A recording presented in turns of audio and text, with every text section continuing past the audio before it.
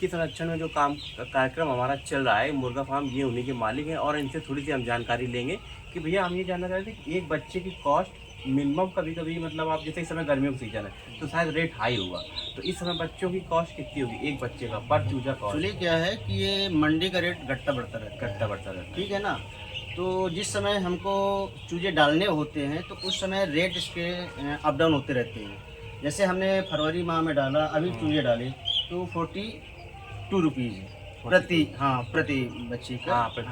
Brooding cost 42 रुपये। और जैसे काफ़ी कुल मिला करके समय बाद मतलब डालते, मतलब क्या एक हफ्ते बाद क्या इसका रेट डाउन हो जाए, या एक हफ्ते बाद क्या रेट बढ़ जाए, ये मंडी के ऊपर डिपेंड है, मंडी रेट पर। और इसमें ये एक बच्चा कितना दाना खा जाता है लगभग? बच्चा 40 दिन में समथिंग 40 और 35 के आंकड़े में, 35 और 40 के बीच में समथिंग 2-2.5 किलो तक दाना मैक्सिमम 3 किलो खा जाता है। और वो 3 किलो खाने की कॉस्ट उसकी क्या आती है? क्या कॉस्ट उसकी आ जाती है 2 किलो समथिंग, 1.25 किलो, इस तरीके से 1900 ग्राम से लेकर के 2 केजी तक आ जाती है। 2 केजी से ज़्यादा अच्छा स्वस्थ बच्चा है तो ज़्यादा भी आ जाती है, ज़्यादा भी। अच्छा, आप मुझे ये बताइए कि इनकी देख रेख में सबसे ज़्यादा निगरानी की मतलब क्या हो सकता है? जैसे मान लीजिए अभी हमने छोड़ दिया, मेन चीज़ क्या होता है निगरानी की, सबसे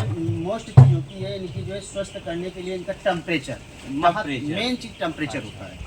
टेम्परेचर में इनको नहीं रखा जाएगा तो ये बच्चे जो है कि क्या है गड़बड़ होता है। देखिए भैया ने कितनी अच्छी बात बताई, इनको आपकी मोटिलिटी डाउन ना हो, जिसको बोलते हैं मृत्यु दर कम ना हो, तो मेन चीज टेम्परेचर आपको बैलेंस रखना है। तो अगर हल्की सी भी सर्दी आपको लग रही है तो थोड़ी सी आप इनको हीट दे के भट्टी का इस्तेमाल कर सकते हैं, जैसे इन्होंने भट्टियां भैया ने लगाई। इस एरिया में जहाँ पे चूजे रहते हैं, जब तक ये 15 दिन के नहीं हो जाते हैं, 15 से 20 दिन के, तब तक हम इसको जो है ऐसे ही 15 दिन के ऐसे ही इनको देते रहते हैं। अच्छा। और और जब थोड़ा वेट आने लगता है 15 दिन के बाद 15 दिन के बाद ये 500-600 ग्राम का हो जाएगा, इस तरीके का आने लगेगा, तो थोड़े इनको आगे बढ़ाते जाते हैं क्योंकि एरिया ये छोटी होती जाएगी। और ये जो चूजे जब बढ़ेंगे तो इनको जगह चाहिए। तो जगह तो बहुत ही लंबा आपने बनाया हुआ है। जैसे हम, और मैं ये जानना चाह रहा था, यहाँ पर आप चूने का इस्तेमाल और ये ये एक्चुअली क्या है, इसमें बैक्टीरिया, मिट्टी के अंदर जो बैक्टीरिया है वो चूने से नष्ट हो जाते हैं, चूने से मर जाते हैं। तो उनको थोड़ा सा चूना पूरे ये में थोड़ा सा छिड़काव कर दें। थोड़ा नहीं, इसको मतलब बैक्टीरिया नष्ट करना ही है। अच्छा, उनको मार ही देना। हाँ, मतलब थोड़ा इन द सेंस, मतलब हमारा मतलब पूरी लेयर में आपको चूना डाल देना, इससे सारे बैक्टीरिया मर जाएंगे और आपकी मृत्यु दर घट जाएगी।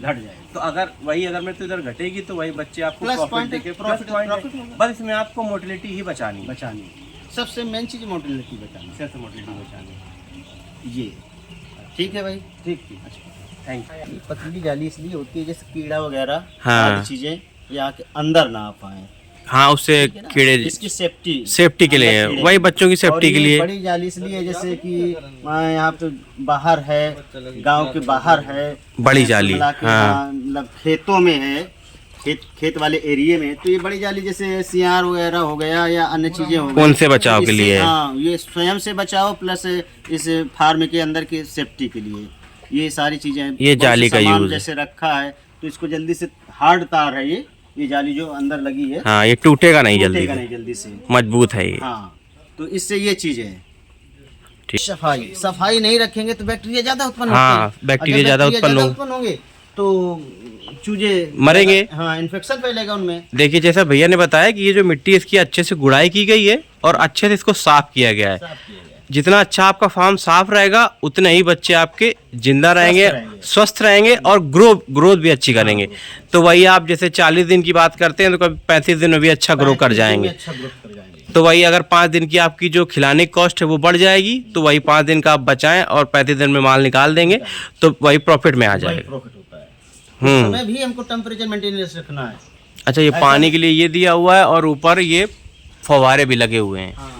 इसमें छत के ऊपर फव्वारे लगे, छत के, हाँ, ऊपर छत मेंटेनेंस रहे, पूरा एरिया मेंटेनेंस रहे। अच्छा, भैया ने जैसे बताया छत के ऊपर फव्वारे लगे हैं ताकि ये जो टीन है अगर गर्मी में जब ज्यादा हीट करेगी तो फव्वारे से वो टीन ठंडा करेगी, तो नीचे उतनी गर्मी नहीं आ पाएगी। यहाँ से जब नीचे से आएगी तो इसे यहाँ पे बोरे लगा दिए जाते हैं और उनको गीला कर दिया जाता है। वो बोरे ऑटोमेटिक गीले रहते हैं वो पानी, हाँ, जब ढलान में बना हुआ है। ये बिल्कुल देखिए कितना अच्छा सिस्टम बनाया इन्होंने कि आपको कोई मेहनत नहीं करनी, केवल ऊपर से फवारे आएंगे। इसका मैं आपको स्ट्रक्चर दिखाता हूँ कि ये लोप स्टाइल में बना हुआ है। बोरे लटका दीजिए, ऑटोमेटिक गीला हो जाएगा, ठंडी हवा आएगी। देखिए भैया का कहना है कि इनके ऊपर इन्होंने जैसे लौकी वगैरह हो गई, इसकी बेल या घास फूस टाइप का लगा दिया है, तो उससे क्या होगा, ये उधर एक टंकी रखी हुई है। जैसा कि आपने देखा होगा कभी कभी हम लोग सिंचाई करते हैं स्प्रिंकल सिस्टम, तो उसी तरह के फव्वारे इन्होंने अपने फार्म के ऊपर लगा रखे हैं। जैसे लौकी की बेल हो गई, कुछ और तरीके के पौधे डाल दिए, जिसको बोलते हैं प्यार टाइप का देसी भाषा में, वो भी डाल दिया। स्प्रिंकल सिस्टम से पूरा फव्वारा इनके ऊपर जाएगा, जिससे ये हीट को रोकेगा। तो गर्मियों में टेम्परेचर बैलेंस बना रहता है, तो टेम्परेचर बैलेंस ही हमको मेंटेन करना होता है, खासकर मुर्गे फार्म में, अदरवाइज मोटिलिटी डाउन हो जाती है। जो अंदर हम लोगों ने आपको भट्टी दिखाई थी, उसका कनेक्शन यहाँ से दिया गया है कि उसका जो धुआं वगैरह निकलता है भट्टी से वो बाहर आ जाए, तो इससे बच्चों को कोई दिक्कत नहीं होगी, उनको प्रॉपर तरीके से गर्मी मिलती रहेगी और जो पोल्यूशन कंट्रोल हो जाएगा उनके लिए यहाँ से धुआं लगा दिया गया। मतलब ऐसा उनको एक पाइप दे दिया गया है कि अंदर धुआं धक्कर ना जाए। कितने वाट का सौर पैनल है? 90 वाट का। 90 वाट का एक हाँ, 90 वाट का एक पैनल है। और इससे आप 1 2 3 4 5 6 7 8 9 ऊना होता है इसमें, कहीं भी वो पैनल जो भी वो ऊना होता है। 8000 वाट का 8000 वाट का ये पूरा पैनल हो गया। 8000 वाट का पूरा पैनल लगा, इससे अच्छी बिजली उत्पादन कर सकते हैं। पूरा ट्यूबवेल चलता है इससे। देखिए इसी से 2 इंच का ट्यूबवेल इसी से चल भी रहा है लगातार। ये देखिए पानी जा रहा है, आपको मैंने दिखा दिया वहाँ पर। और इसी से हमें लग रहा है ये टैंक और मुर्गा के लिए जो पानी चाहिए सब इसी से हो जाता है। मतलब जैसे बिकता है जब। हाँ, ये देखिए आपके सामने ये बच्चों के वैक्सीनेशन की दवाएं तैयार हो रही हैं और इनको उनके फीडिंग सिस्टम के हिसाब से उनको धागे या किसी भी सुतली और धागे की मदद से टांग दिया जाता है। हाँ। और ये बच्चे इसको बोलते हैं, मतलब वो पानी में उसको दवा मिला दी जाती है, वो थोड़ा थोड़ा पानी पीते रहते हैं, तो उनका वैक्सीनेशन होता रहता है। अच्छा। तो मैं आपको ये जानकारी देना चाहता हूँ कि सपोज दैट ये जो पूरा मुर्गा फार्म जैसे मैंने आपको पहले दिखाया, ये 5000 बच्चों का मुर्गा फार्म है। जी। और इसमें से मैं आपको बताता हूँ बिल्कुल A to Z इन्फॉर्मेशन, एक बच्चे की कॉस्ट, उसका खाना, उसका वैक्सीनेशन, और वो जब 35 से 40 दिन में बिकता है तो उसका प्रॉफिट। देखिए हम लोग बाज़ार से जो मतलब ब्रूडिंग वगैरह तैयार करते हैं, हम लोग अलग अलग बेचने वाले हैं। आप लोग अपने नज़दीकी एरिया के हिसाब से अलग अलग जगह से ये बच्चे खरीद सकते हैं, जिनको ब्रूडर बोला जाता है या चूजे बोल सकते हैं आप। तो एक बच्चे की कॉस्ट पड़ती है 40 रुपये की अधिकतम, इससे ज़्यादा नहीं हो सकती है? नहीं, अधिकतम नहीं है। अच्छा। सपोज दैट अगर आप यही बच्चे अभी से आप 15 दिन पहले लाते तो ये लगभग आपको पड़ता 50 से 52 रुपये का। तो अभी क्या होता है, जैसे जैसे सीज़न थोड़ा सा गर्मियों को बढ़ता जाएगा तो वो 40 की जगह हो सकता है आपको 42 की जगह 35 का भी मिल जाएगा। तो मैं एक ऑन एन एवरेज बता रहा हूँ, जैसे अभी जो मैं लाया हूँ 40 रुपये एक बच्चे की कॉस्ट है, जिसमें ये लगभग 35 दिन में 3 kg आपका दाना खा जाएगा। जो इसका दाना आप उसमें होममेड खुद से भी बना सकते हैं, बाहर से भी खरीद सकते हैं। तो 40 रुपये का बच्चा, 30 रुपये का दाना, 70 रुपये हो गए। ठीक है, इसके 60 रुपये का दाना, सॉरी, हाँ 60 रुपये का दाना। तो ये 100 रुपये इसकी कॉस्ट होगा और 20 रुपये आपका एक बच्चे का पकड़ लीजिए वैक्सीनेशन, वाटर और लेबर चार्ज। तो 120 रुपये एक बच्चे का कॉस्ट आता है 35 दिन में उसको तैयार करने में, जो 35 दिन में लगभग 1.5 kg का हो जाता है। तो जब आप 1.5 kg का माल निकालते हैं 35वें दिन या 36वें दिन, तो ये लगभग आपका बिकता है 180 रुपये का। तो जो आपकी कॉस्टिंग थी 120 रुपये, आप उसको हटा दीजिए, इसमें बचते हैं आपको 3 लाख रुपए का आपको प्रॉफिट दे के जाएगा।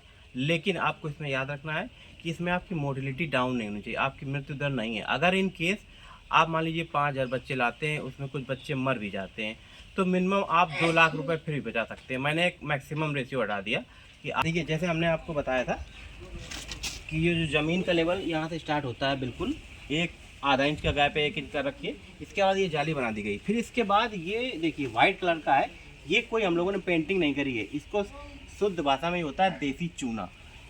ये पूरे स्टार्टिंग से लेके आखिरी तक जहाँ तक इसकी बाउंड्री गई है, इसको हम बना देते हैं। इससे क्या होता है, इसका लेप डालने से इसके सारे बैक्टीरिया मर जाएंगे, तो आपकी मोटिलिटी घटेगी नहीं, मृत्यु दर घटेगी नहीं। सबसे अच्छा है, इसमें आपको मोटिलिटी ही बचानी होती है।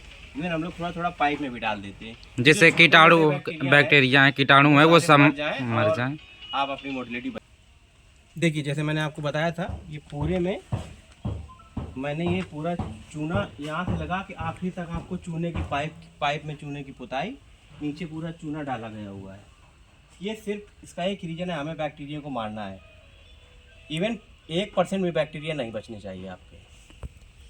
मैं आपको एक और जानकारी दे दूं कि मैंने जैसे बताया था पहले भी कि ये इसमें क्या होता है, एक धान की भूसी होती है, ये सफाई करने के बाद ज़मीन में बिछा दी जाती है। पहले चूना डाला जाता है, फिर ये धान की भूसी डाल दी जाती है। उसके पीछे की सिर्फ ये वजह है कि जो वो टॉयलेट करते हैं या कुछ भी मतलब वो अवशिष्ट अपने छोड़ते हैं, तो उससे बैक्टीरिया उनमें नीचे मिट्टी में नहीं जा पाएंगे।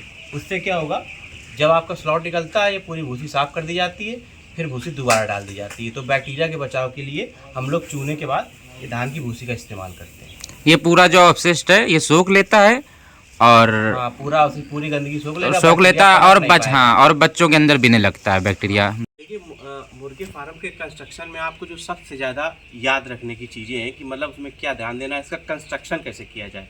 तो उसमें देखते हैं, ये देखिए ये हमारी जो ज़मीन है, ये ज़मीन का जो लेवल है, ये जो आपने यहाँ पे इसके बाद जाली वगैरह या पाइपिंग या लोहे का कुछ भी यहाँ से स्टार्ट करते हैं, इसको मुर्गा जाली बोलते हैं। तो ये जो ज़मीन से जो इसका लेवल है, ये 1 इंच से ज़्यादा नहीं होना चाहिए। उसका रीज़न ये आता है कि जब बच्चे आपके 10 दिन बाद वो थोड़ा थोड़ा जो वैक्सीनेशन करने के बाद, जैसे मैंने आपको पिछले उसमें दिखाया कि पानी की तरह उनको वैक्सीनेशन किया जा रहा है, ये 10 दिन बाद जब बच्चे इस लेयर पे आएंगे तो ये थोड़े थोड़े जब बड़े हो जाते हैं, तो मतलब ये टॉयलेट करते हैं या लेट्रिन करते हैं, तो इससे क्या होता है, एक अमोनिया गैस निकलती है। तो अमोनिया गैस पासिंग के लिए जो बच्चे छोटे हैं, तो ये जो उनकी जो मैंने अभी ऊंचाई दिखाई थी आपको, ये बच्चों के लिए कोई दिक्कत नहीं, पूरा वेंटिलेशन बना रहता है। तो ये आप बिल्कुल याद रखें कि जब भी आप मुर्गा फार्म का कंस्ट्रक्शन करें, उसकी ऊंचाई जहाँ से आपकी जाली लगेगी ज़मीन से, उसका लेवल 1 इंच से ज़्यादा नहीं होना चाहिए। अब ये 5000 बच्चों का जो मुर्गी फार्म है, ये आपको प्रॉपर एरिया आप अपने हिसाब से डिसाइड कर सकते हैं, लेकिन मेरे हिसाब से जो इसकी लंबाई प्रॉपर होनी चाहिए वो 30 बाई 300 रख सकते हैं या 40 बाई 200 रख सकते हैं। तो सर ये चौड़ाई 30 रखना क्यों, मतलब इसका मतलब ये है कि अब पूर्व पश्चिम अगर आपने बना दिया है, तो जो हवाएं चलती हैं, तो चौड़ाई में अगर 30 रहेगा या 40 रहेगा तो कोई दिक्कत नहीं होती। पर स्क्वायर जो मतलब मुर्गे को हवा का दबाव से कम हो जाएगा और पर स्क्वायर फीट जो जगह मिलेगी उसको ठीक मिल जाएगी। और गर्मियों से बचाने के लिए इस पूरे मुर्गे फार्म में 10 पंखे हमको लगाने पड़ते हैं। जैसे देखिए स्टार्टिंग से हमने वहाँ से लगा के और ये आखिरी तक पीछे बच्चों तक हम लोगों ने 10 पंखे लगाए हुए हैं। नीचे वाला आए थे, हाँ।